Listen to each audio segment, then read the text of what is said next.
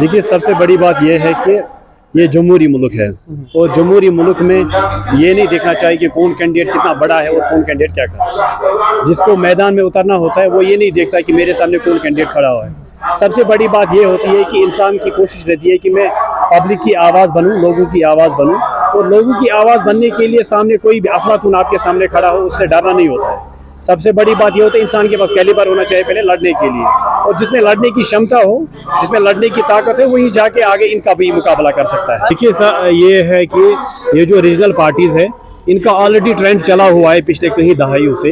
ये ऊपर से बंदों को ला के मैंडेट देते हैं और वही इलेक्शन में लड़ते हैं। जो बंदा आज तक ज़मीनी सतह पर लोगों से जुड़ा ना हो, जिसको पता ना हो गरीब की तकलीफ क्या है, जिसको पता ना हो कि टंगमरग की तकलीफ क्या है, टंगमरग के लोग किन मुश्किलातों से दुचार है, तो उससे क्या उम्मीद रख सकते हो? क्यों हम रीजनल पार्टी से किसी भी पार्टी में तब तक जाए जब तक ना वो लोगों की डिमांड्स को एक्सेप्ट करे। जब तक इंसान का एक अपना एजेंडा होता है, एक विजन होता है, रिप्रेजेंटेटिव बनने के लिए एक विजन होना चाहिए पहले।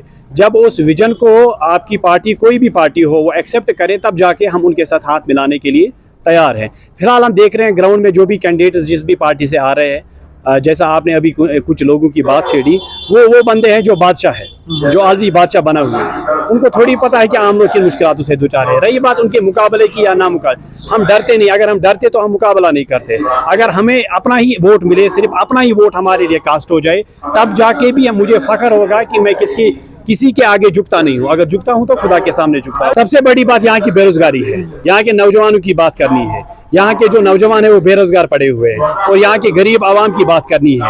यहाँ पर हमें पता है जो पार्टियां इलेक्शन लड़ रही है उनके साथ कौन से वाले लोग चल रहे हैं। जो कल एक बंदे के साथ जा रहे थे वही आज इनके साथ, इनका दल बदलू जो होता है वो पिछले कई दहाइयों से चलता आ रहा है। और जो इनके अपने बंदे थे, अब उन्होंने भी सीखा है कि दल बदली कैसे करनी है।